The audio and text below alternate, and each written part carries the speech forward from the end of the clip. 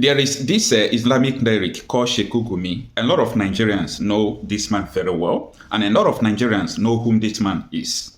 Well, time in the past, this man has, in quote, helped the government to negotiate with the bandits, with the terrorists, if they kidnap something, and so on and so forth. This man, in his own idea, has been defending the Fulani herdsmen. Imagine this man said that Fulani herdsmen have their own grievances. I'm talking about people who are not Nigerians, who came from far away, come to our country, kidnap farmers, do all sorts of things, destroy the farmland. And this man is saying that they have their own grievances. Wait. I don't really understand what this man is talking about. What kind of grievances? However, you know what this man said that baffles me? He said that bandits has not started terrorizing. The time will come that they will start destroying the power line. They will start attacking the markets. I say, come on. This is what so many people have told us. Someone like Nnamdi Kanu told us about this. Now, Sheikh Gumi is saying it by himself. And this man is urging the federal government to go and negotiate with the terrorists, with the Fulani bandits. Why people that they're supposed to negotiate, like people like the IPOBs, they designate them the terrorist organization. However, I want you to watch this video. While you come back, let us discuss this sensitive topic. When you are talking about the herdsmen, bandits, they have their grievances. They lost their cattle, extortion, killings, lynching, profiling. They all complain about that.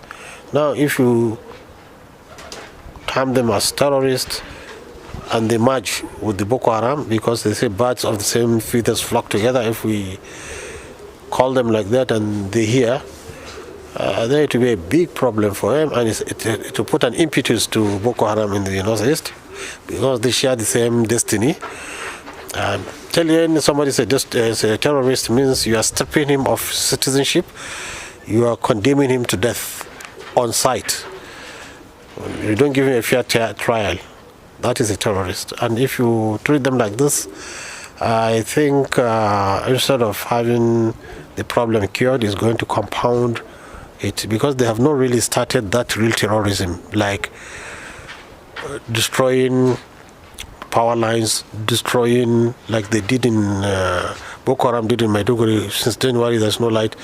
They have not started attacking railways, attacking people in market. They have not started doing that. Now we are pushing them. We people naively are pushing them because of their rejection. I reject criminality, and I don't justify criminality at all. But you see, you have to minimize it using your psyche, using psychology. But if we say we follow the whims of politicians, then they are going to destroy this country. So we don't want to push them into that terror beyond what they are doing now, because yes, it can get worse. That is when they start attacking towns, destroying infrastructure and other things like that. This is what we don't want. You've heard him all. This is what you see on social media, on public. But the truth is this: what is happening is beyond what you see on social media. What you are seeing on the social media is like the flame of the fire that is burning. Actually, Nigeria is gone. Read my lips. Nigeria is gone. Because what is happening in Nigeria is not being shown on the social media. Now, let me say, a country like Nigeria, do you know that we don't have statistics of how many people that are being kidnapped? People that are being kidnapped, only my village, since 1 week now, is up to 20 persons. Who is accounting for it? It's not in the news. It's not in any newspaper. Nobody's talking about that. That is how it is happening in almost the whole country. They can only bring it to the news when they adopt students, 300 people, when there is a mass adoption. But there is something like picking pockets. They are picking human beings like picking pockets. Go here, pick this one, pick this one, pick this one. It is happening. I mean holistic. I'm not talking about the northwest or the south, or it is happening everywhere in Nigeria. And this is my fear. You know, I am one of the advocates for good governance in Nigeria. I want Nigeria to have competent leaders who will do things differently. And that is why we wanted someone like Showore, someone like P2B, someone that have good heart and have the passion of changing the country. I mean genuine passion. We wanted them to assess the seat of power so that they can do the miracle we have been waiting for. But I'm sorry to disappoint you. If someone like P2B, someone like Showore assume office, they will work well. But they can't handle what I'm saying, but because you are not seeing what I'm saying. These people, if they get to the seat of power, they will do wonders, but they can't handle what I'm saying. Because what I'm saying is beyond government. What is happening in Nigeria is beyond government. This is not all about government. How many military do we have? Let me give you an example. A country like Austria, their security personnel could be equivalent to Nigerian personnel. But Nigeria is almost 250 million. How many population there in Austria? Lagos could be greater than Austria. We don't have enough military to fight the bandits. And the military don't have enough weapons to fight the bandits. They don't have enough military power to fight Boko Haram. This is the hard reality we must accept. And that is why, no matter how good you are, they will sabotage you. I studied Goodluck Jonathan administration for good 1 week. I knew how Buhari, how so many people in the north sabotage Goodluck Jonathan's administration, sponsoring terrorism to make sure that the world will see Goodluck as a weak person. They sponsor the news in CNN, BBC that they abducted Chibok girls, bring back our girls, and a lot of things happen under Goodluck Jonathan. But you know what? Worse is happening in our eyes. The thing that happened under Goodluck Jonathan is just a little thing. What is happening now and no one is talking about it? You can see it in BBC, you can see it in CNN. What is happening? They have normalized the rascality. They have normalized the criminality. So this is my fear, and that is what I'm talking about. That even though someone who is competent assume that office, they will still gather somewhere in the north and stop you and destroy your government. No matter, you send military. If they did not work in court, on the Christmas Eve, when they killed Christians in Jos, in mass killing, that the whole world was terrified. You know what happened? They gave military 33 distress call. I am saying this for those people who, if I talk, they will doubt me. They gave military 33 distress call to come and rescue them. Military did not come. Why do they not come? And the community said military are accomplices to the terrorists. Don't you know that Buhari inducted repentant Boko Harams into Nigerian military? How could you bring Boko Haram to Nigerian military? You think these people don't have any agenda? And now, if they call a military police, there is a terrorist here, they won't answer you. So if you're a president, you give an order to the military, they did not go, what are you going to do? You chase them, Abi. If you pursue them, they will join the terrorists. No problem. The insecurity will be improving. Nigeria needs to go back to regional government, or Nigeria needs referendum, so that everybody will go their own separate ways. That is only the solution. Either you believe me or not, but this is just what we should do to make sure that Nigeria will stabilize. Because I am feeling for myself, I'm feeling for my family, I'm feeling for everybody living in Nigeria. Because it's not easy. It's either you're waiting to be kidnapped or you're waiting to be killed. That is just what is happening in Nigeria. What else are you expecting? Let me tell you, people are going to be hungry for the next 4 years. Forget it. Because Naira will not appreciate. The only secret in appreciating Naira is what? There is no magic. Well, there you have it. Strong currency. Strong currency is predicated on strong economy. True. Strong economy presupposes an industrial productive base and a steady export market. He has told you must shift emphasis from consumption to production. What is this government doing? They are simply consuming. I'll give you an example. Look at the budget. 10 trillion naira for capital expenditure, yet 17 trillion naira for recurrent expenditure, including 8.2 trillion naira for servicing debts.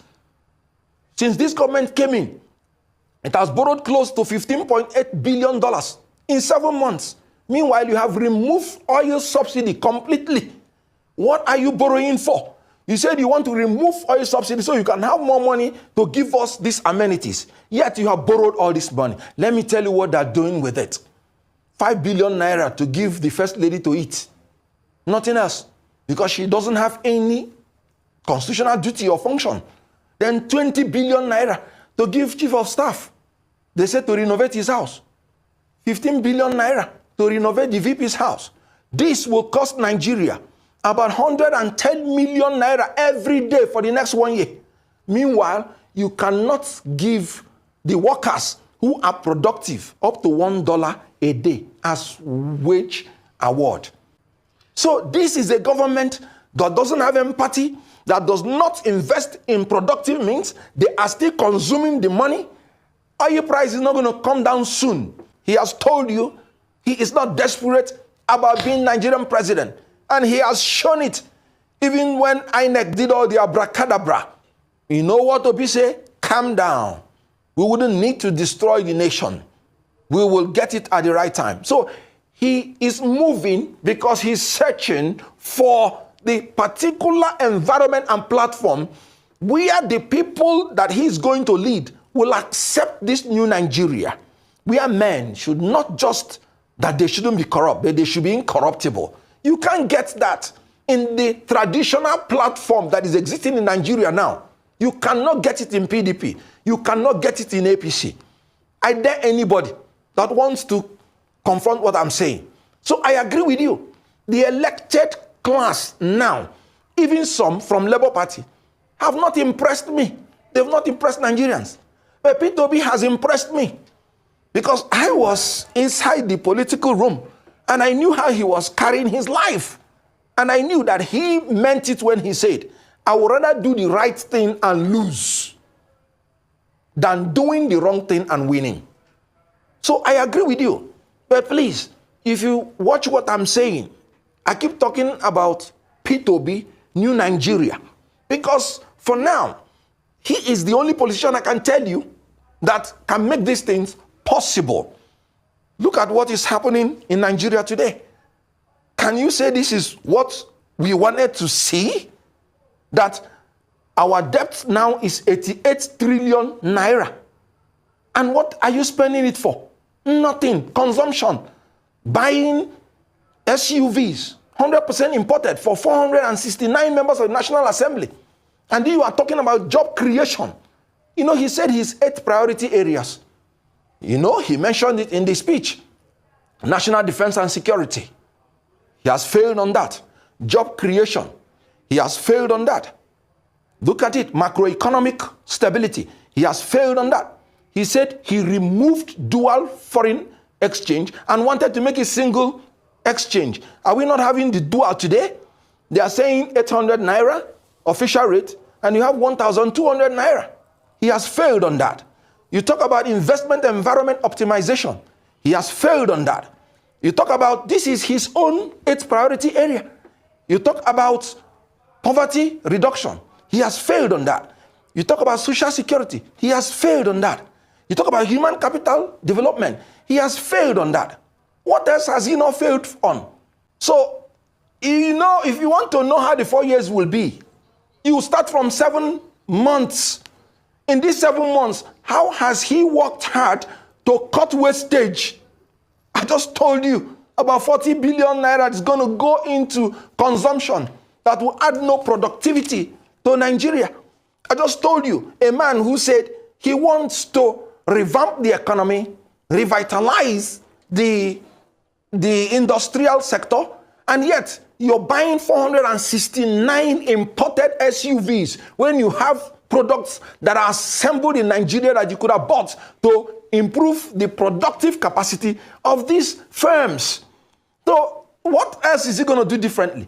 He has borrowed about 15.8 billion naira, $billion. When is he going to pay all this? He's spending 98% of the revenue servicing debts and he's borrowing more. What else are you expecting? Let me tell you, people are going to be hungry for the next 4 years. Forget it. Because Naira will not appreciate. The only secret in appreciating Naira is what? There is no magic.